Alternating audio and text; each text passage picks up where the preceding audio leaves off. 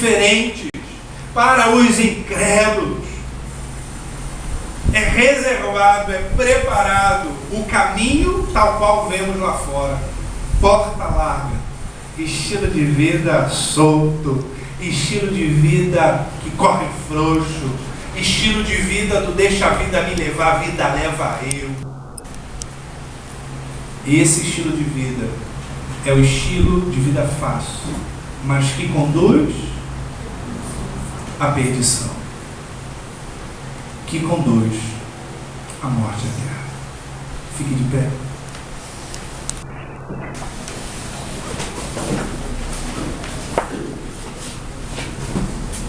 Feche os olhos. Você que está aí sentado, você olha para essa cadeira que quebra o layout do culto, do altar, que deixa feio aqui a realidade. Mas isso é justamente para chamar a atenção de que essa cadeira vazia do meu lado esquerdo, do meu lado direito, poderia muito bem estar ocupado com a presença de quem? Diga, do meu visitante. E esse visitante seu, ele tem nome. Talvez seja para você o seu esposo, talvez seja para você a sua esposa, seu filho, seu pai, a sua mãe, o seu amigo. Alguns aqui da igreja hoje têm a alegria de apresentar os seus visitantes. Alguns aqui terão a celebração de poder dizer: meu Deus, eu pude trazer o meu visitante. E nós vamos identificar nessa hora os nossos visitantes. Eu quero pedir a você, capítulo 7, versículo 13 e 14. É muito bem-vindo todos os nossos queridos visitantes. Quero fazer uma pergunta a vocês. Por que vocês acham que essa mensagem ela tem um tema denominado cadeira vazia? Vocês viram que a nossa irmã Miriam, na produção, muito tocou o coração da igreja com a relação das anuâncias que foram compartilhadas aqui. Como mexeu com a gente? Mateus capítulo 7, versículo 13 e 14. Localizou, agora rapidinho fica de pé. E depois você vai ficar meia hora sentado. Olha o que diz a palavra do Senhor. Isso. Enquanto o pessoal ainda está localizando, olha para cá quem já localizou. E eu faço a seguinte pergunta: por que esse tema, cadeira vazia? Alguém se habilita? Por que cadeira vazia? Hã? Um de cada vez. Por que cadeira vazia? Fale aí. Tinha que ter alguém sentado aí. Porque tinha que ter alguém sentado. Muito bom. Já saímos aí, ó. Muito bem. O que mais? Quer dizer que ainda tem lugar na igreja. Quer dizer que ainda tem lugar. Essa menina tem a mente brilhante. Quer dizer que ainda tem lugar na igreja. Muito bem. E diante dessa resposta que já falou e já finalizou tudo, que tem lugar para quem? Visitante. Olha como é que nós erramos muitas vezes. Nós dizemos que tem lugar para o visitante. Quem é o visitante? Quando nós falamos tem lugar para o visitante, parece que a gente não sabe quem é que precisa estar aqui. Agora, quantos podem dizer: eu e a minha casa servimos ao Senhor? Talvez a minoria. Porque o teu pai ainda não serve o Senhor. Porque a sua mãe ainda não serve o Senhor. Porque os seus filhos ainda não servem a Jesus Cristo. Porque a sua casa ainda não se entregou na totalidade a Cristo. Logo, essa cadeira está reservada para ser ocupada, melhor dizendo, pelo seu parente, pelo seu familiar, pelo seu amigo de trabalho. Querido, eu creio que hoje a palavra do Senhor vai trazer um entendimento muito claro de que nós não podemos nos acomodar com aquele discurso: eu já falei do Evangelho, ele não quis aceitar, problema dele. Eu já convidei para vir à igreja, uma vez ele não veio e perdeu a oportunidade. Hoje a gente vai ser incomodado pelo Espírito Santo para saber que nós não podemos desistir. Queria até pedir, se houver a possibilidade, aquela canção Ele Não Desiste de Você, do Marquinhos Gomes, de ajuda aí da Célia, da Miriam, para localizar essa música. Porque Deus não desiste da gente. Ai de mim, se Deus um dia desistir da minha pessoa. Mas eu creio que Deus ele não desiste, por isso eu estou aqui. então você não pode desistir de alcançar a vida do seu familiar. Por que, pastor, eu não posso desistir do meu familiar? Veja o que diz a palavra do Senhor, Mateus 7, versículo 13 e 14. Entrai pela porta estreita, porque larga é a porta, espaçoso o caminho que conduz, e muitos são, e porque estreita é a porta, e apertado o caminho que leva à vida, e poucos há que há podemos acessar. Queridos, a realidade desse Evangelho de Jesus que acabamos de ler aqui fala de algo que muito precisa chamar a nossa atenção para esse tempo presente, para os dias de hoje. Nós precisamos ter um incômodo existencial humano e espiritual advindo do Espírito Santo, de saber que o fato dessa cadeira estar vazia, ela não está vazia em vão. Há alguém no meio da sua parentela que deveria estar ocupando essa cadeira. Talvez você que esteja aqui hoje já esteja pensando: meu Deus, era uma oportunidade para que o meu filho estivesse aqui, para que a minha filha, o meu pai, a minha mãe, o meu sobrinho, o meu amigo do trabalho estivesse aqui. Alguns de vocês já estão trazendo à memória a realidade daquela pessoa estimada, amada, que você muito desejou que estivesse aqui ouvindo o monólogo apresentado pela nossa irmã no discipulamento. Mas agora você, lendo essa palavra, começa a descortinar algo na tua direção acerca da urgência de que essa cadeira seja ocupada. Olhe para cá e repita comigo: esta cadeira vazia precisa ser ocupada urgentemente. Agora eu pergunto a você: ela precisa ser ocupada urgentemente para que a gente possa dizer: nós éramos 50 membros em dezembro do ano passado e agora nós somos mais de 130? Não. Para que a gente possa dizer no final do ano que vem: nós éramos 130 em dezembro de 2013 e agora nós somos 300? Porque essa pessoa que está lá fora, pensando que ela está ganhando o mundo, que ela está conquistando o mundo, que ela está vivendo, como dizia Capagodinho: deixa a vida me levar, a vida leva eu. A vida não está levando para qualquer lugar, a vida está levando para a perdição, porque largo é a porta que conduz ao caminho da perdição. Logo, isso precisa nos chamar a atenção, porque o fato desta cadeira vazia, ela precisa ser ocupada não quando ele quiser, ela precisa ser ocupada urgentemente, porque se essa cadeira não for ocupada pelo meu parente, pelo teu parente, é a realidade que nós teremos a certeza de que o inimigo ganhou território no meio da nossa casa e da nossa família. O texto que nós acabamos de ler, você que nos visita, eu preciso te dizer isso. Ele diz que só existem dois caminhos na existência humana. Um caminho que tem uma porta chamada de porta larga, espaçosa, estilo de vida fácil. É fácil de se viver, é fácil desfrutar essa vida, é fácil caminhar por esta porta larga. Mas o mesmo texto abaixo diz que há uma outra porta que conduz a um outro caminho, onde a porta para este outro caminho, Wellington, é uma porta estreita, é um caminho, João e Roberto, apertado, é um estilo, Francisco e Severino, de estilo difícil de se viver. Mas o resultado final de quem entra pela porta larga, caminho largo, estilo de vida fácil, a linha de chegada desse caminho conduz à perdição e perdição eterna.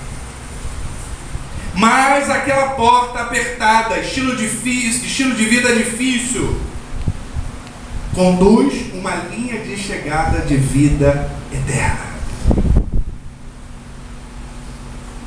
Talvez você esteja olhando: pastor, será que é essa a realidade mesmo? Será que existe Um caminho de perdição, de inferno, conforme a Bíblia diz, e outro caminho que conduz ao reino dos céus. Continue lendo os versículos seguintes e você vai entender isso, como daqui a pouco nós vamos ler textos de Apocalipse. Mas muito antes da gente ir para a palavra de Deus, porque talvez você hoje ainda é alguém muito incrédulo quanto à realidade espiritual das coisas, porque você só crê naquilo que está debaixo do teu nariz, naquilo que você, como Tomé, só pode tocar. Se você toca, você acredita. Se você não pode tocar, você não crê. Eu preciso te dizer qual é a resposta que a gente pode dar para o tempo de malignidade que a gente está vivendo. Onde a gente vive num tempo onde mãe está matando filho, filho está matando mãe. Num tempo onde crianças estão sendo jogadas na lastra do lixo todo dia.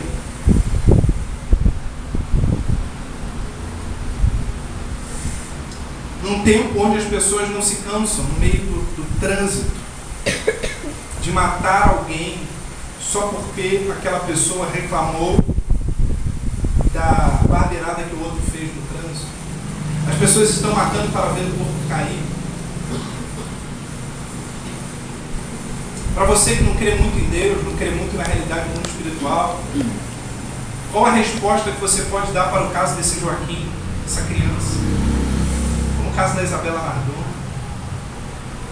como o caso da Susana Ristoff. Eu estou fazendo um remake na sua cabeça, as suas lembranças.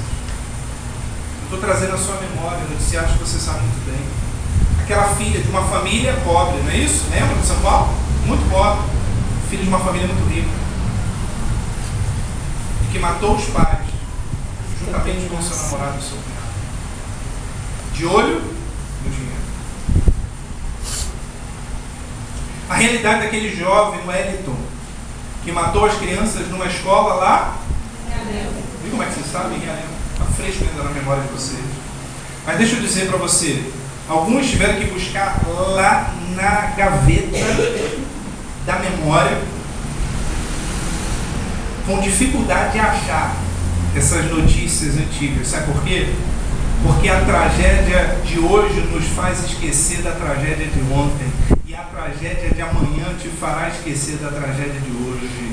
Basta você pegar a capa do jornal Dia, basta você pegar a capa do jornal Extra, e você vê que não precisa nem mais vender o jornal O Povo. Quem lembra do jornal O Povo, levante a mão. Amém, não estou sozinho nessa época. A gente dizia que bastava a gente espremer o jornal O Povo. Por quê? Porque era um jornal sensacional que abordava situações de muita morte, de muita maldade. Só que o Povo, o jornal O Povo, perdeu espaço, porque todos os demais começaram a ter tanta notícia para expor que o jornal O Povo ficou para trás. É uma questão apenas de lembrança nossa. Deixa eu chamar a atenção de você, meu querido. Se você não acredita muito nessa realidade entre dois caminhos, eu quero te dizer como é que o Brasil hoje é a segunda maior população carcerária do planeta. Gente desistindo de viver uma vida íntegra, reta, para poder ir para o lado da criminalidade, acreditando que o crime compensa. Para você que ainda está em dúvida se de fato céu e inferno existe, como é que alguém, como no caso que aconteceu lá no interior da Bahia, um casal sequestrava crianças, sequestravam pessoas adultas, matavam as pessoas, esquartejavam as pessoas, faziam trabalho de feitiçaria, bruxaria, com sangue e órgãos vitais. E uma senhora no meio dessa gangue de 3 pessoas vendia salgadinhos e colocava restos mortais das pessoas dentro dos salgadinhos. Alguns de vocês viram essa matéria? Quem viu, levanta a mão para não achar que eu estou exagerando. Como é que a gente responde a isso?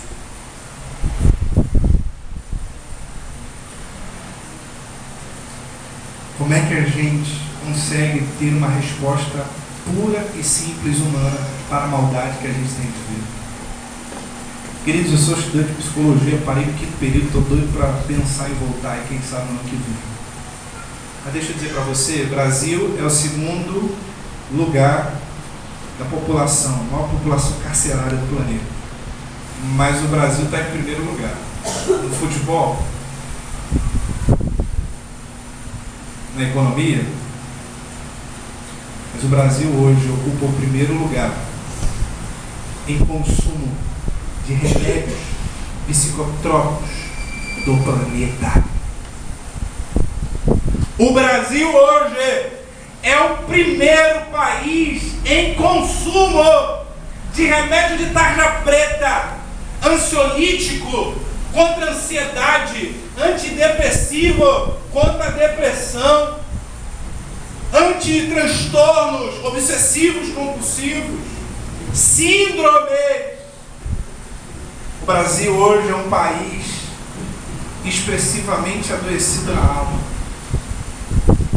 Muita gente que se não tiver o lorazepam, o clonazepam, o bromazepam, o rivotril, não consegue dormir. Pastor, como é que o senhor conhece tudo isso? Que o senhor toma? Graças a Deus. Não, eu nunca tomei, mas porque um dia eu trabalhei em farmácia.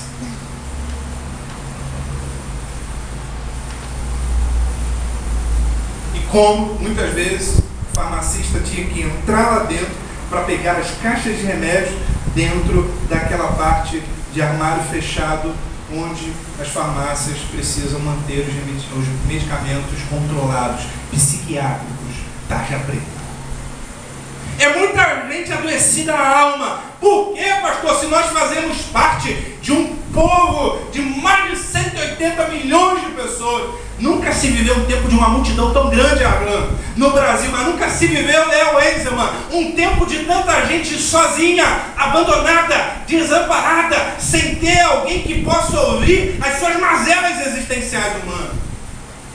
Você vive sempre no meio de muita gente, na rua onde você mora, no bairro onde você mora, no ônibus que você pega para ir para o trabalho. Talvez seja uma casa de muita gente, mas quando você para compartilhar o motivo da tua dor, o motivo do seu sofrimento, as pessoas correm, porque elas não querem perder tempo com a tua dor, não querem perder tempo com o teu sofrimento, e na maioria das vezes nem sabem como ajudar você em meio do caos da sua vida, em meio à crise da sua vida, em meio aos dilemas da sua vida. Essa pessoa prefere passar correndo quando você cumprimenta ela, ela cumprimenta você e ela pergunta: tá tudo bem, Ana Paula? Tá tudo bem, Valdete? Tá tudo bem, Silvânia? Tá tudo bem, Daniele? E você olha querendo dizer: não tá nada bem.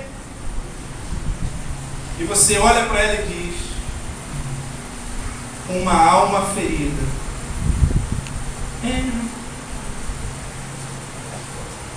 vai indo,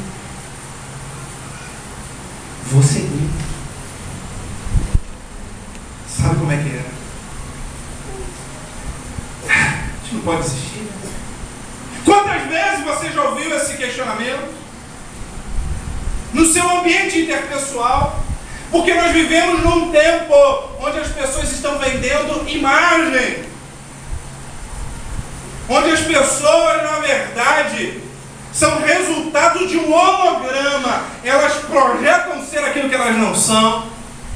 Muita gente pobre dirigindo Ferrari no Brasil, muita gente miserável humana dirigindo grandes carros importados, muitas mulheres emergentes, ricas, morando em palacetes, mas a vida está vazia, a mente está adoecida.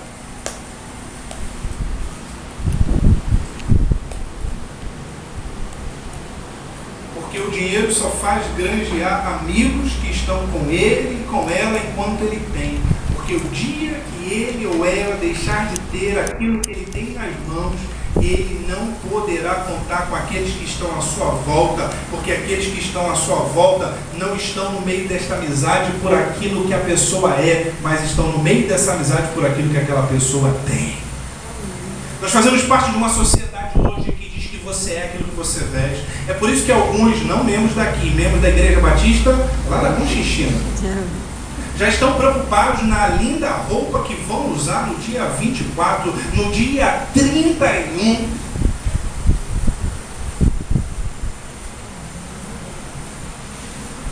Já estão comprando bacalhau, já estão comprando o Chester, já estão comprando o peru, já estão comprando esperando o tender, porque vão comer num único dia, muitas vezes aquilo que não come o ano inteiro. E esse é o tempo que a gente está vivendo, onde a sociedade ela tem sido carcomida pelos seus dilemas, crises, pelas suas indagações. E quando a gente olha para esse cenário lá fora, a gente fica gritando para ter esperança, mas sem Deus é impossível ter esperança. Sem Jesus é impossível crer que dias melhores virão. Se você fala para alguém que é indiferente a Deus, incrédulo, que dias melhores virão, ele vai dizer, dias melhores vai vir para quem? Só se for para o genuíno, só se for para o Roberto Jefferson. Porque as pessoas estão desistentes da vida. As pessoas estão desacreditadas na sua vida e na vida dos outros, em função das experiências que um dia viveram. E alguns ainda dizem, ainda bem que eu creio em Deus, ainda bem que todos os caminhos levam a tua casa? Todos os caminhos levam a Bangu? Se eu pegar aqui à direita, sair aqui sentido essa reta, e for sentido esquerda, depois eu viro à direita, depois eu viro à esquerda, depois eu viro à direita, depois eu viro à esquerda, depois eu viro à direita. Uma abelha aqui, abençoada. Eu vou chegar? Não vou. Por quê? Obrigado, Nice. Por quê? Porque nem todos os caminhos levam a Bangu. Eu já contei aqui, vocês estão doidos para contar novamente. Eu não vou contar, não vou contar. Me perdi uma vez vindo para Bangu, fui parar em Niterói. Nossa, deu para mim como? Saindo de Tomás Coelho, Sônia. Último dia de trabalho, que eu ia entrar de férias no outro dia. Saí com um amigo meu que também é pastor lá no Acre. Saímos de Tomás Coelho, estava tendo um problema sério em Cascadura. Pegamos a linha amarela para cair sentido Avenida Brasil, Campo Grande, Bangu. Pegamos sentido centro da cidade. Quando eu olho para cá, eu falo, meu amigo, todas as vezes que a gente está indo para o centro da cidade, eu sempre vejo esse monumento desse lado. Eu só estou vendo esse monumento desse lado, eu não estou indo para Bangu, eu estou indo para o centro da cidade. E fomos, já rindo da nossa desgraça. Fizeram a pouca bobagem. E aí, indo para lá, chegando lá, eu falei, meu amigo, eu tenho que fazer aquele contorno ali na rodoviária, Novo Rio, perimetral, aquela parte ali complicada, confusa. Alguns meses atrás eu já tinha me perdido, aí não foi tão triste, porque meu irmão perdeu a subida e foi pela Ponte Niterói para ir para os servidores do Estado. Então já estava experiente no assunto de se perder. E aí eu falei para ele, meu amigo, cuidado, porque se a gente pegar o lado errado aqui, a gente cai na pista em direção à Ponte Rio-Niterói. Tarde demais, a gente já tinha caído em direção à Ponte Rio-Niterói. Fomos lá, saímos 7h30, 8 horas de Tomás Coelho, fui chegar em casa quase meia-noite. Nem todos os caminhos levam a Bangu. Nem todos os caminhos levam a Deus. Ah, pastor, a mandiga leva a Deus, a simpatia leva a Deus, o patuá leva a Deus, o copo d'água leva a Deus. As 7 ondas em Copacabana tá chegando, uhul, leva a Deus. Os 3 carocinhos de uva. Por que eu sei isso? Que uma vez, no ano novo, na casa da minha tia, eu derrubei os caroços de uva da minha prima. Por causa disso, meu ano que vem não vai ser bom. O seu ano que vem vai ser bom não é porque os caroços de uvas foram derrubados, mas porque derrubado está a tua fé no Deus da tua salvação.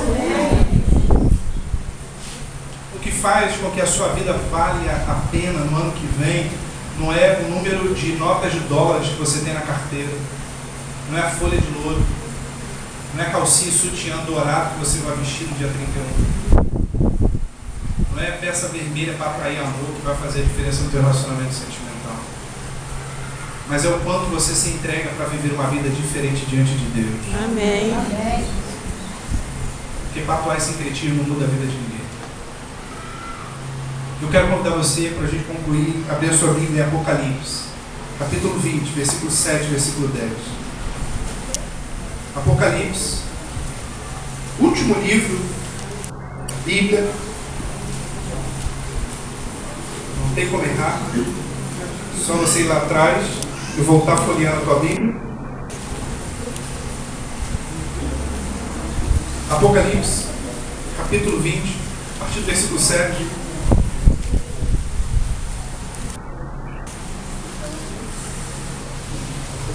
Apocalipse, capítulo 20, versículo 7.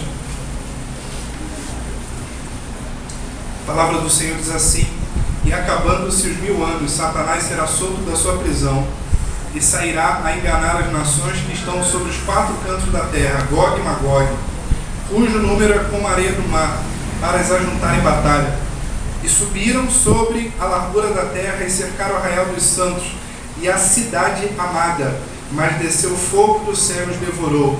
E o diabo que os enganava foi lançado no lago de fogo e enxofre, onde está a besta e o falso profeta, e de dia e de noite serão atormentados para todo sempre. Querido, essa cadeira precisa ser ocupada pelo amado da sua vida, por aquela pessoa amiga, estimada, e até por aquele que você não conhece, porque eu tenho certeza que você não deseja que ninguém vá para esse lugar que não foi destinado a pessoas, que não foi destinado a gênero humano, mas que foi destinado a Satanás e a seus anjos. Quantas pessoas a esta hora estão numa cracolândia da vida, como zumbi, como gente morto-vivo, gente desalmada, adoecida, que quando muitas vezes você passa próximo no trânsito para ir para o seu trabalho, você vê aquela tribo, aquele bando, e você fala, ali estão os cracudos. Como disse o vereador de Volta Redonda, tinha que pegar esses moradores de rua, esses cracudos, e botar para virar comida para peixe. Será que é assim que você pensa? Quantos cracudos, segundo a linguagem da sociedade, um dia tiveram família, um dia estiveram dentro de uma casa, um dia estiveram dentro de um lar, mas foram parar por aquela realidade porque um dia o pai deu tênis, o pai deu dinheiro, o pai deu roupa cara, o pai deu roupa de marca, deu essa roupa agora da moda, a Aeropostale, deu Hollister, deu Aerocombi, deu que não sei o que, mas não deu amor, não deu atenção, não deu carinho, não compartilhou vida com o filho. Ei, você pai que está aqui nessa noite, talvez você diga, pastor, eu sou um pai cuidador, que cuido dos meus filhos, eu sou capaz de morrer pelos meus filhos. Mas deixa eu te fazer a pergunta, assim como você diz que é capaz de morrer pelo teu filho, você é capaz de viver pelo teu filho? De viver em alegria, em harmonia, em amor, em atenção, em carinho, em afeto? Você, marido que está aqui, ei pastor, eu dou boa vida à minha esposa, veja como ela está nessa noite, bonita e elegante. Já almoçou hoje, já tomou café, já lanchou, já até jantou antes de vir para cá. Então ela tem comida e ela tem roupa. Logo você reduz a tua esposa a quê, igreja? A uma vitrine e a um estômago. Porque ela tem roupa e ela tem o que comer. Então você está dizendo que a tua esposa é um estômago e um manequim, uma vitrine. Porque ela tem o que vestir e ela tem o que comer. Ei, marido, a tua esposa é muito mais do que um estômago. E ela é muito mais do que uma vitrine, do que um manequim. Ela é gente. E ela precisa ser tratada como gente tem que ser tratada. Mas muitas vezes a gente vê homens, maridos, do outro lado, esposas que valorizam muito mais as coisas, amam muito mais as coisas, e no relacionamento humano usam as pessoas. O tuco crente está do teu lado, que com essa palavra está dormindo. Diga, coisas são para serem usadas. Pessoas são para serem amadas, cuidadas, valorizadas. No tempo que se chama hoje, a sociedade desse tempo presente, nós vemos a realidade lá fora. Só para você ter uma ideia, igreja, domingo passado eu saí daqui, fui lá no Léo, pastor, vem jantar aqui com a gente. E aí eu fui, comer de graça, sempre como, a sua vida é a família. E ainda que a esposa não seja um estômago, mas ela tem um estômago que gosta de boa comida, e eu também, e tenho uma filhinha de 4 anos que gosta de uma boa comidinha. E fomos lá. nós saímos dali, não era tão tarde, como normalmente a gente sai da igreja tarde, domingo saímos tranquilo. 11h15 da noite, eu entrando ali na realidade ali da comunidade do Sapo ali. Bruno estava no carro, na frente, ao meu lado, dirigindo, Camila, Stephanie no banco de trás. Saiu um camarada com a pistola erguida, eu falei, pronto. Domingo passado isso, igreja. Lembra? E na hora me veio a memória do que eu tinha dito para vocês. E eu falei, eu sou um filho que eu honro muito, por isso eu vou Viver muito. Olha como é que está fresquinho na memória de vocês. Eu falei, Deus, eu profetizei aquela palavra que eu vou ver muito, como é que eu vou morrer hoje? Não dá não, Senhor. E na hora, quando eu vi aquele camarada com a pistola erguida, igreja, eu sou um cara calmo. Sou agitado aqui no culto do altar. Em casa, você pergunta, minha esposa vai dizer. Agitada é ela e Stephanie, uma para lá e outra para cá. Eu sou um cara calmo, tranquilo. Eu só senti um peso no meu pé direito, acelerando e seguindo em frente. E depois eu só falei, abaixa todo mundo. E a Camila ficou com a cabeça lá. Meu amor, era para baixar, amor. Para se jogar no tapete do carro. Pô, achei que você estava brincando. E o quê?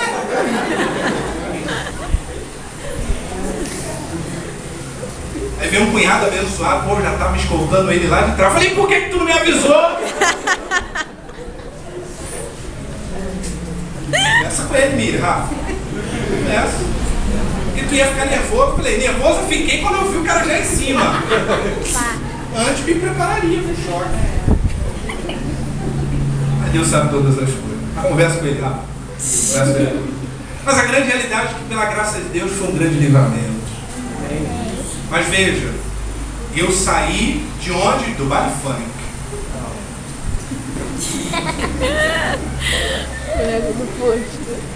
Saí da night.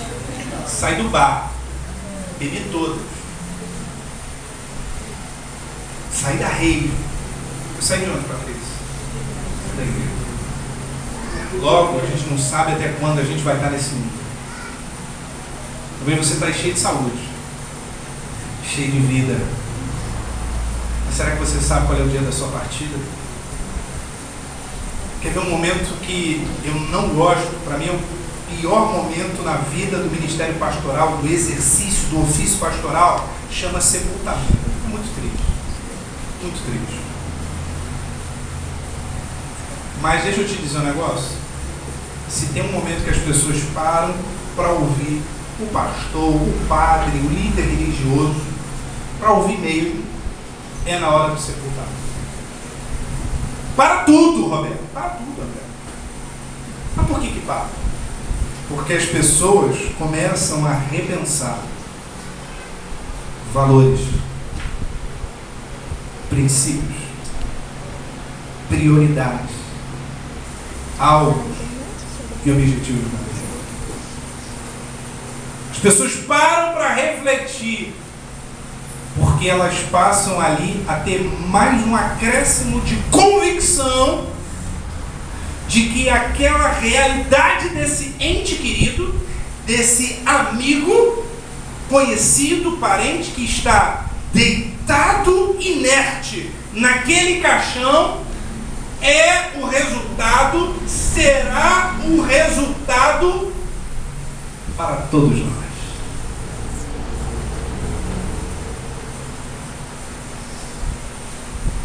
Será o resultado de todos nós. E é nessa hora que a gente começa a repensar. Será que a vida está valendo a pena? Será que as conquistas materiais estão valendo a pena? Olhe para cá, você que tem lutado, se esforçado, estudado, batalhado para conseguir tanta coisa na tua vida. Deixa eu dizer algo para você. O seu sucesso profissional, o seu sucesso lá nas conquistas materiais, jamais suplantarão o teu fracasso dentro do teu lar. O imperador Alexandre o Grande, ele diz algo interessante. Deixou esse legado. Disse que quando ele morresse, ele queria que cumprisse alguns requisitos do seu sepultamento. Ele queria que todos aqueles médicos que trataram dele em vida carregassem o seu caixão, que todas as joias do seu império fossem enterrados junto com ele, e que as suas mãos estivessem soltas para fora do caixão. E depois os sábios, amigos mais próximos de Alexandre, o questionaram: mas Alexandre, imperador, por que isso? Por que? Para que isso? E ele disse: estou deixando um legado na história. Porque quando virem uma equipe médica, verão que a ciência e a medicina não foi capaz de evitar a minha morte. Quando olharem para a realidade das minhas riquezas, verão que todas as nossas conquistas materiais aqui são conquistadas e aqui ficam. E quando olharem as minhas mãos para fora do caixão, terão a certeza que de mãos vazias cheguei a esse mundo e de mãos vazias me despeço dele. Oh, Deus.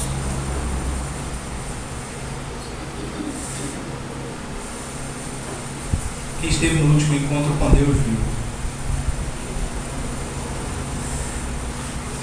advogados arrebentados, engenheiros, família destruída. Já vi médico dependente químico. Quem acompanhou o caso do goleiro Bruno, Dr. Quaresma, maior advogado de Minas Gerais, talvez um dos maiores do Brasil, usuário de droga.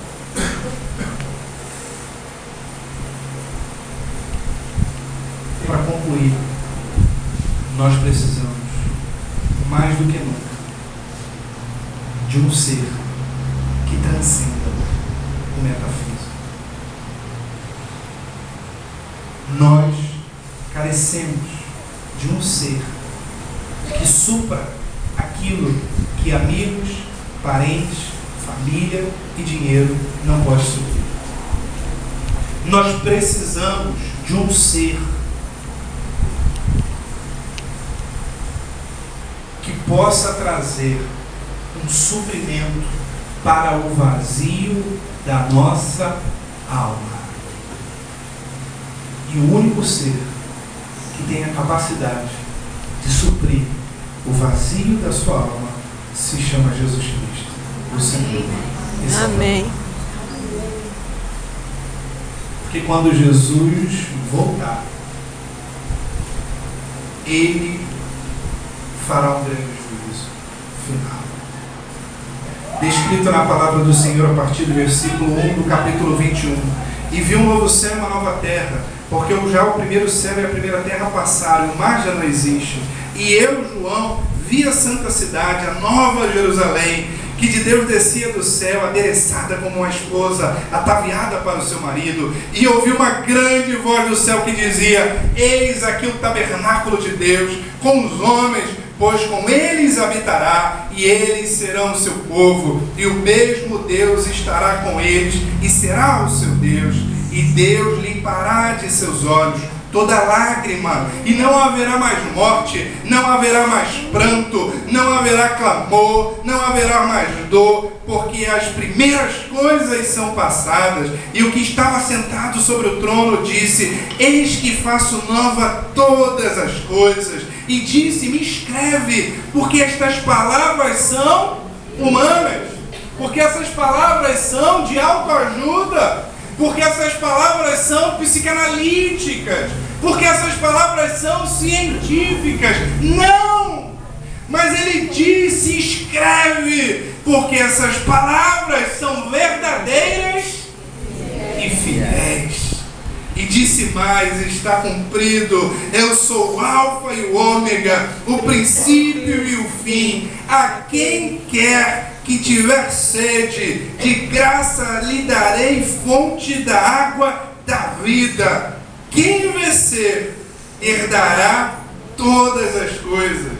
E Deus diz: eu serei o seu Deus, e ele será o meu filho.